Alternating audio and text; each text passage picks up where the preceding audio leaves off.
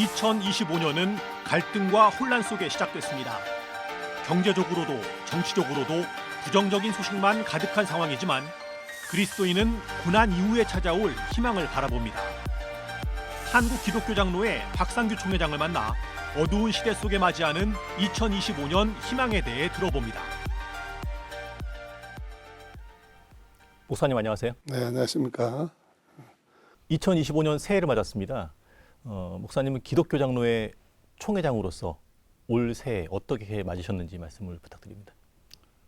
우리가 새해는 참 희망차게 맞았습니다만은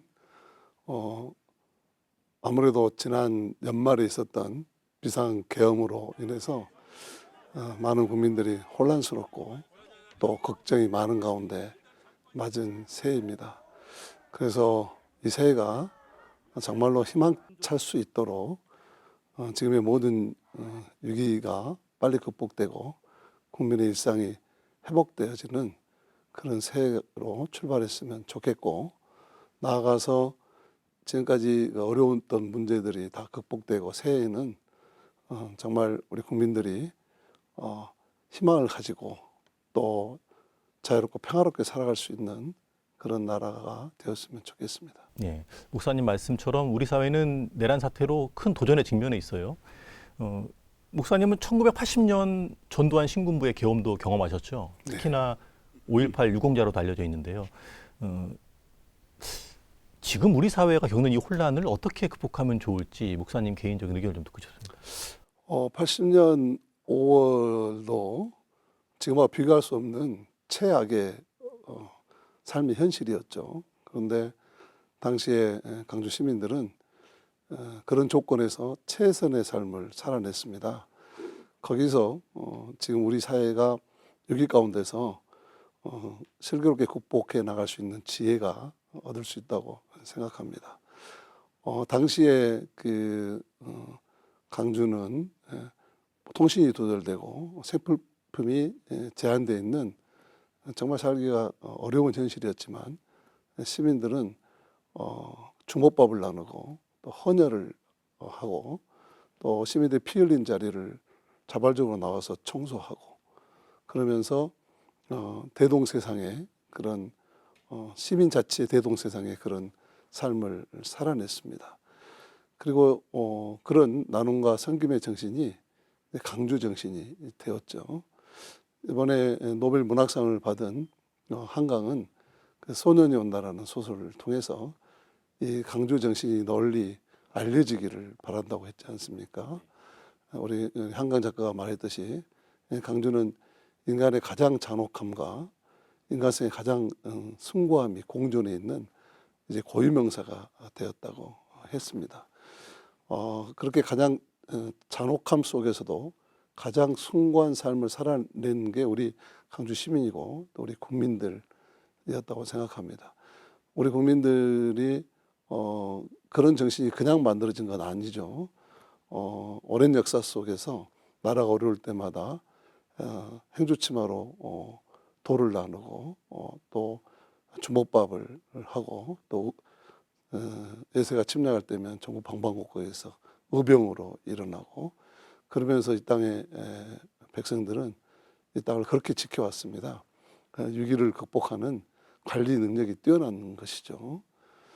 이번에도 그런 계엄이라는 참 어처구니없고 또 굉장히 혼란스러운 상황에서도 우리 국민들이 국회 앞에 나가서 보여준 그런 불의에 저항하는 정신, 또 선결제를 해서 서로 어려움을 돌보 배려하고 나누는 그런 모습, 또 촛불 대신 응원봉을 들고 세계가 깜짝 놀랄 그런 한을 풀어서 흥을 만들어내는 그런 기치 또는 지혜, 이런 정신들이 앞으로도 우리 세계가 놀랐듯이 대한민국은 어떤 위기 가운데서도 희망을 만들어가는 그런 국민들이고 그런 국민들이 있는 한 새해는 밝다, 저는 그렇게 생각합니다. 예. 지금 우리 사회가 처한 혼란을 빨리 극복해야 될 테고 그러기 위해선 교회 역할도 중요할 텐데요. 근데 교회 현실을 보면 이제 교회도 이념 양극화가 좀 심하지 않나 싶어요. 갈등도 있고요. 이념을 떠나서 교회가 우리 사회의 평화를 위해서 좀 기여하고 마중물 역할을 해야 될 텐데 그런 점에서 한국교회 성도들에게 당부하고 싶은 점 있으면 말씀해 주시죠. 예수님께서 그 십자가를 지신 것은 막힌 담을 헐고 서로 하나 되게 하시기 위함이었다고 하셨습니다. 기독교의 정신은 십자가의 정신이고 십자가는 용서와 화해, 사랑과 표현입니다. 그런데 어떻게 우리 기독교인들이 신앙이라는 이름으로 굉장히 독선적일 때가 많아요. 내가 믿는 것만 최고고 나와 생각이 다르면 틀렸고, 그래서 그 내로남불에 우리가 신앙인이고 거룩하게 산다는 그런 것 때문에 오히려 분리주의자 바리새들처럼 그렇게 살고 있지 않나 하는 반성이 있습니다. 특별히 지금 이렇게 우리 나라가 남북으로 동서로 갈라지는데 교회도 진보로 보수로 이렇게 갈라져 가지고 더 그 양극화를 양극화에 부하내등하고 있는 그런 형국으로 보여지거든요. 이것은 복음의 가치나 정신에서 많이 어긋났다고 생각합니다. 그래서 다시 우리는 진보도 아니고 보수도 아닌 예수파다. 예수님의 정신으로 돌아가야 된다. 그런 믿음으로 서로 다름을 인정하고 서로 다른 사람의 입장을 많이 들어주고 이해하고 그래서 포용함으로써 보다 제3의 길을 이렇게 상생할 수 있는 그런 사역과 그런 선교를 감당해야 된다고 생각합니다. 12.3 내란 사태 전모가 드러나는 가운데 이제 북의 무력 도발을 유도하려 했다 이런 정황도 드러나서 참 충격을 줬습니다. 평화의 소중함을 우리 사회가 좀 잃어버리고 있는 것이 아닌가 좀 우려도 되는데 먼저 지금 한반도 상황을 목사님은 어떻게 보시는지 말씀을 좀 들어볼까요? 뭐 말씀하신 대로 신북풍을 유도하려고 했다는 것은 정말 너무나 충격적인 이야기였고 그저 뭐 보통 사람들이 어떤 소설적 상상력으로나 거론되는 그런 일들이 현실 세계에서도 계획되고 있었구나 하는 것은 정말 충격입니다. 특별히 그 지금 팔레스타인이나 우크라이나 전쟁에 이어서 만약에 한반도에서 또 전쟁이 일어난다면 한미일 북중로로 표를 갈라서 싸우게 되면 이건 여지없이 3차 대전입니다. 세계 3차 대전이 발원지가 되는 겁니다. 그렇기 때문에 그 어느 때보다도 경각심을 갖고 우리가 이 한반도에 지금 이런 상황을 극복할 수 있도록 평화를 위한 일들을 해야 되는데요. 특별히 이번에 그 내란 그 음모 사태에서 보듯이 이런 한반도 불안의 원인을 우리가 이제 발견하고 깨닫게 되었으니까 이걸 계기로 이제 그런 여러 가지 위험 요소들을 완전히 제거하고 그리고 더 나아가서 한반도 평화 프로세스를 더욱 가열차게 가동을 해서 우리 남북 간의 그런 나눔과 협력이 더 증대되고 교류 그리고 또 여러 차원에서 그런 대화의 물꼬들을 더 나아가야 된다고 생각합니다. 서로의 다른 모습을 주목하는 것이 아니라 공통점을 찾아서 만나서 대화하고 네. 또 함께 실천할 수 있는 것들을 찾아가자. 네. 뭐 이런 말씀이시네요.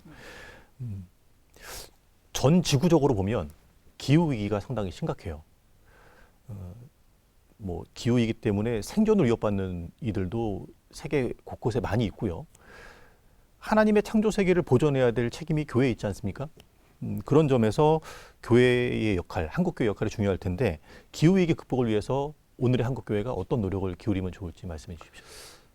그거는 기후 위기가 왜 왔느냐부터 우리가 살펴야 되지 않겠습니까? 근데 기후 위기는 하나님의 그 창조 질서를 어긴 인간의 탐욕 때문에 온 것입니다. 그렇다면 이 기후 위기를 극복하기 위해서는 먼저 그 마음을 회개해야 됩니다. 이것을 생태적 저는 해심이라고 생각하는데요. 이 생태적 해심은 그냥 마음으로만 느끼는 것이 아니라 구체적으로 지금까지 살아왔던 삶의 방향 전환입니다. 그래서 자연을 함부로 대했던 것을 자연을 이제 소중하게 생각하고 가꾸는 대로 또 인간의 욕망을 한없이 부렸던 것에서 이제는 자연의 소리를 듣고 배려할 줄 아는 그런 사고.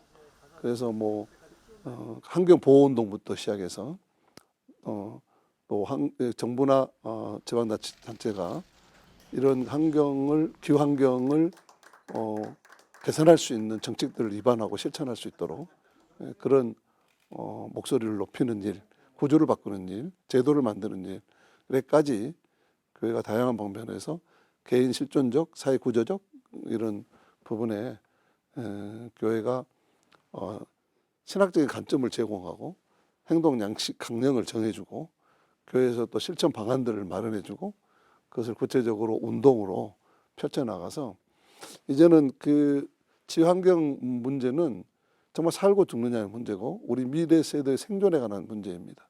그래서 이런 일들은 절박함을 가지고 잘 실천해서 우리 미래 세대가 지속 가능한 삶을 살아갈 수 있도록 지금 살아가는 우리들이 배려를 해야 되는 꼭 반드시 해야 되는 그런 일이라고 생각합니다. 예.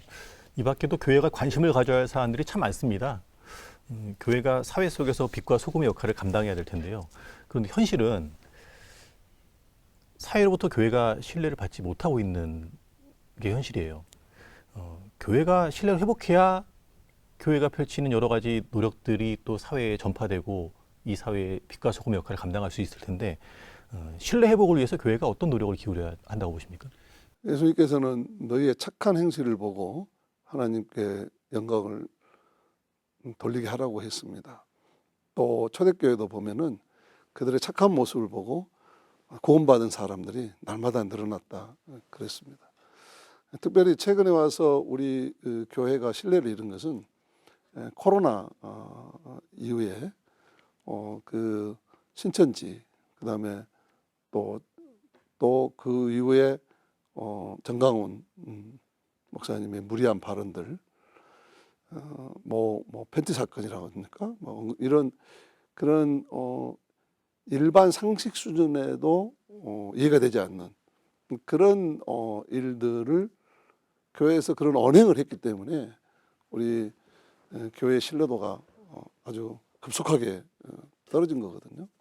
그리고 지금 지교회를 보더라도 사람들이 생각할 때 교회는 사랑의 공동체인데 사랑이 없다.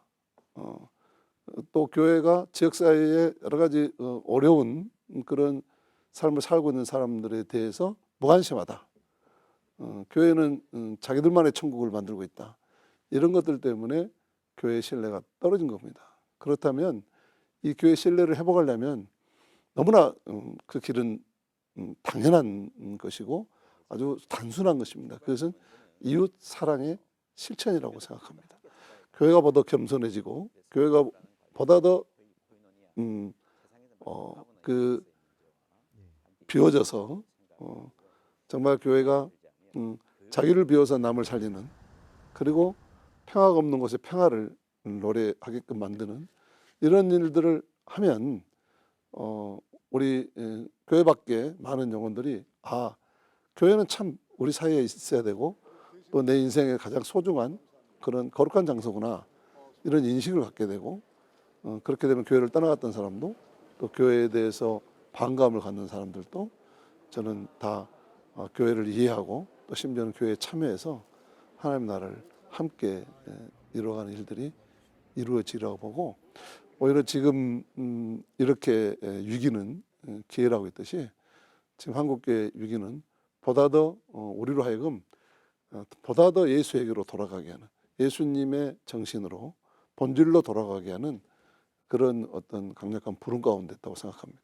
그래서 교회가 이런 위기에서 종교개혁자들이 말했던 것처럼 예수님께로 돌아가면은 반드시 교회가 세상의 빛과 소금으로서 역할을 다하게 되고 세상의 걱정이 아닌 세상의 사랑을 받게 되리라고 저는 믿습니다. 끝으로요. 새해를 맞은 성도들에게 희망의 메시지 또 권면의 메시지 한 말씀 부탁드립니다. 교회는 언제나 고난 가운데 희망을 말해왔고 십자가 가운데 부활을 이야기해 왔습니다. 단순히 이거는 관념이 아니고 하나님의 약속입니다. 우리의 희망은 하나님의 약속에서 오는 것입니다. 그렇기 때문에 반드시 십자가를 지고 가는 곳에, 고난이 있는 곳에 하나님은 부활을 예비하고 있다. 이런 믿음으로 우리 국민들이 희망을 가지시고, 지금 어려운 이 과정이지만 이 어려움을 통해서 하나님은 더 우리에게 더 좋은 것을 주실 것이다. 그것이 주님의 배려이고 또 주님의 사랑이다. 이런 것을 믿음으로써 새해는 이 믿음 가운데 모두가 승리하시고 또 건강하게 또 편안하게 그리고 좋은 나라에서 멋지게 잘 살아갈 수 있기를 바랍니다. 예, 함께 희망을 만들어가는 2025년이 되면 좋겠습니다. 목사님 오늘 말씀 감사합니다. 네, 대단히 고맙습니다.